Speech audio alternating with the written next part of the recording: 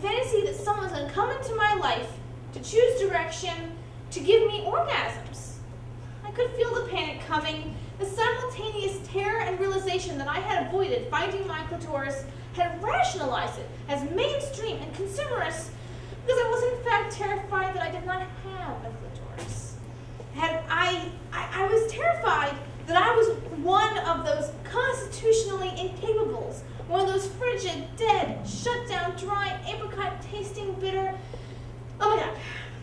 I lay there with my mirror looking for my spot, reaching with my fingers, and all I could think about was this time when I was 10 and I lost my gold ring with the emeralds at the bottom of the lake. I kept diving over and over the bottom of the lake, running my hands over stones and fish and bottle caps, and never my ring. The panic I felt. I knew I'd be punished. The woman who ran the workshop saw my insane scrambling, sweating, and heavy breathing. She came over, and all I could say was, "It's gone, it's gone. I've lost my clitoris. I shouldn't have ordered swimming." The woman who ran the workshop laughed. She calmly stroked my forehead. She told me my clitoris was not something I could lose. It was me, she said, the essence of me. It was both the doorbell to my house and the house itself. I didn't have to find it. I had to be it. Be it. Be my clitoris. Be my clitoris. I lay back and I closed my eyes. Put the mirror down. I watched myself floating above myself. I watched as I slowly began to approach myself and re-enter. I felt like an astronaut re-entering the surface of the earth. It was very quiet, this re-entry. Quiet and gentle. I bounced and landed, I landed and bounced. Came into my own muscles and blood and cells, and I slid into my vagina. It was suddenly easy, and I fit. It was all warm and pulsing and ready and young and alive. And then without looking, with my eyes still closed, I put my finger on it suddenly become me.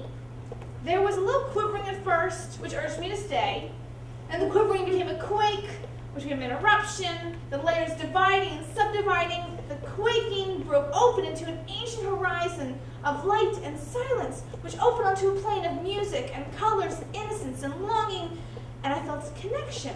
I call it connection as I lay there thrashing about on my little blue mat. My vagina is a shell, a tulip, a destiny. I am arriving as I am beginning to leave. My vagina, me.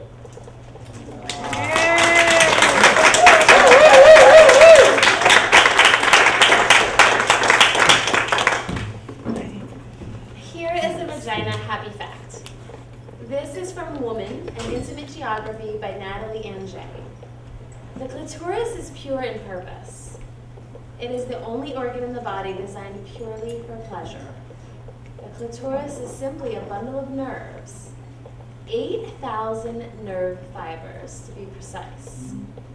That's a higher concentration of nerve fibers than is found anywhere else in the male or female body, including the fingertips, the lips, and the tongue.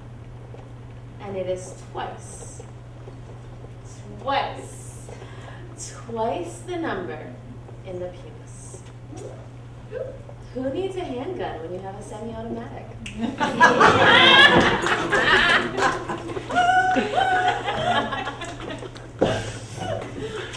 This monologue was based on an interview with a woman who had a good experience with a man.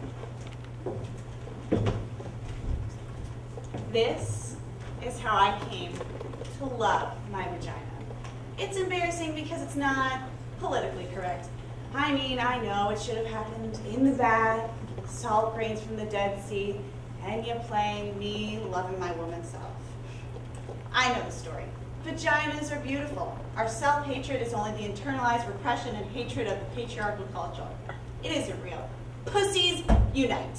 Woo! I know all of it. Like if we'd grown up in a culture where we were taught fat thighs were beautiful, we'd all be we'd all be pounding down milkshakes and Krispy Kremes, lying on our backs, spending our days thigh expanding. But we didn't grow up in that culture. I hated my thighs and I hated my vagina even more.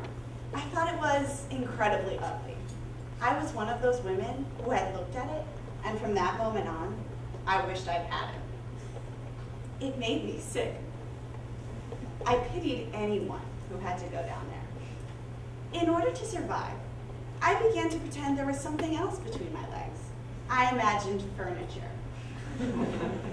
Cozy futons with light cotton comforters, little velvet settees, leopard rugs, or pretty things. Silk handkerchiefs, quilted pot holders, or place settings.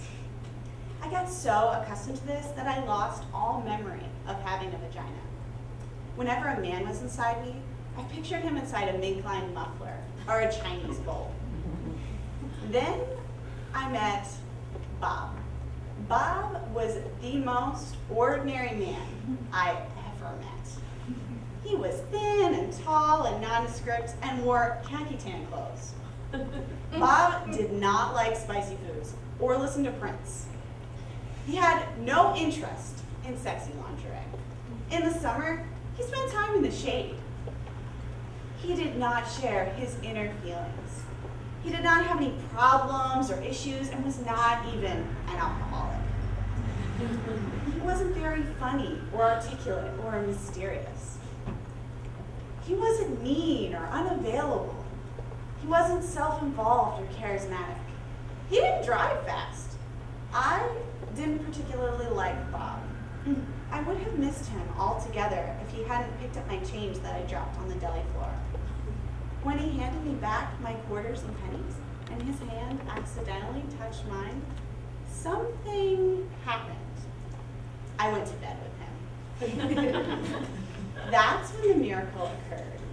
Turned out that Bob loved vaginas. He was a connoisseur.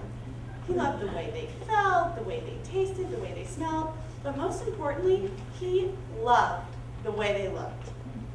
He had to look at them. The first time we had sex, he told me he had to see me. I'm right here, I said. No, you, he said. I have to see you. Turn on the light, I said, thinking he was a weirdo and freaking out in the dark. He turned on the light. Then he said, okay, I'm ready to see you. Right here, I waved. I'm right here. Then he began to undress me. What are you doing, Bob? I said. I need to see you, he replied. No need, I said. Just do it. I need to see what you look like, he said. But you've seen a red leather couch before, I said. Bob continued. He would not stop. I wanted to throw up and die. This is awfully intimate, I said. Can't you just do it? No, he said. It's who you are. I need to look. I held my breath. He looked and he looked. He got breathy and his face changed. He didn't look ordinary anymore. He looked like a hungry beast. You're so beautiful, he said. You're elegant and deep and innocent and wild. You saw that there? I said. It was like he read my palm. I saw that, he said, and more, much, much more. He stayed looking for almost an hour, as if he were studying a map, observing the moon, staring into my eyes. But it was my vagina. In the light, I watched him looking at me, and he was so genuinely excited, so peaceful and euphoric. I began to get wet and turned on. I began to see myself the way he saw me. I began to feel beautiful and delicious, like a great painting or a waterfall. Bob wasn't afraid. He wasn't grossed out. I began to swell, began to feel proud, began to love my vagina. And Bob lost himself there, and I was with him in my vagina, and we were gone.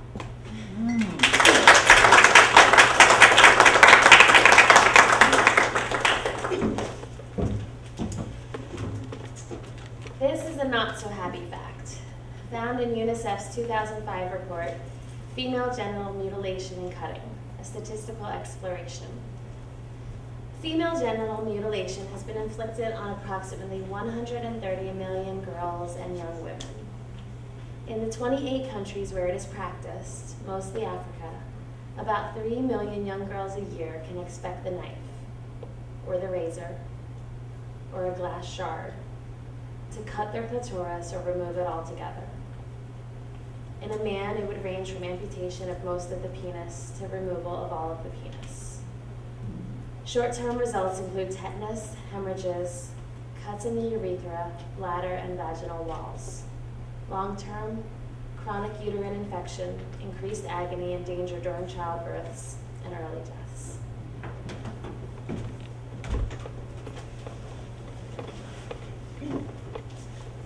My vagina's angry. It is. It's pissed off. My vagina's furious and it needs to talk. It needs to talk about all this shit. It needs to talk to you. I mean, what's the deal? An army of people out there thinking up ways to torture my poor ass, gentle, loving vagina. Spending their days constructing psycho products and nasty ideas to undermine my pussy. Vagina motherfucker. All this shit they're constantly trying to shove up us, clean us up, stuff us up, make it go away. Well, my vagina's not going away. It's pissed off and it's staying right here.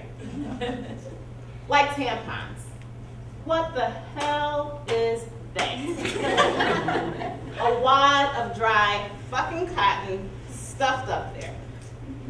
Why can't they find a way to subtly lubricate the tampon? As soon as my vagina sees it, it goes into shock. It says, forget it. It closes up. You need to work with the vagina. Introduce it to things. Prepare the way. That's what foreplay is all about. You gotta convince my vagina, seduce my vagina, engage my vagina's trust. You can't do that with a dry wad of fucking cotton. Stop shoving things up. Stop shoving and stop cleaning it up. My vagina doesn't need to be cleaned up. It smells good already. And don't try to decorate it. Don't believe them when they tell you it smells like rose petals when it's supposed to smell like pussy. That's what they're doing, trying to clean it up. Make it smell like bathroom spray or a garden. All those douche sprays, floral, berry, rain. I don't want my pussy to smell like rain. All cleaned up, like washing a fish after you cooked it. I want to taste the fish. That's why I ordered it. Then there's those exams. Who thought them up? There's got to be a better way to do those exams. Why the scary paper dress that scratches your tits and crunches when you lie down so that you feel like a wad of paper someone threw away? Why the rubber gloves? And why the flashlight all up there like Nancy Drew working against gravity? Why the Nazi steel stirrups, the mean cold ducklets they shove inside you? What's that? My vagina's angry about those visits. It gets defended weeks in advance. It won't go out of the house. Then you get there. Don't you hate that? Scoot down. Relax your vagina. Why? So you can shove mean cold ducklets inside it? I don't think so. Why can't they find some nice, delicious purple velvet and wrap it around me? Lay me down on some feathery cotton spread. Put on some nice, friendly pink or blue gloves and rest my feet in some fur-covered stirrups. Warm up the ducklets. Work with my vagina. But no, more tortures. Dry wad, fucking cotton, cold ducklets,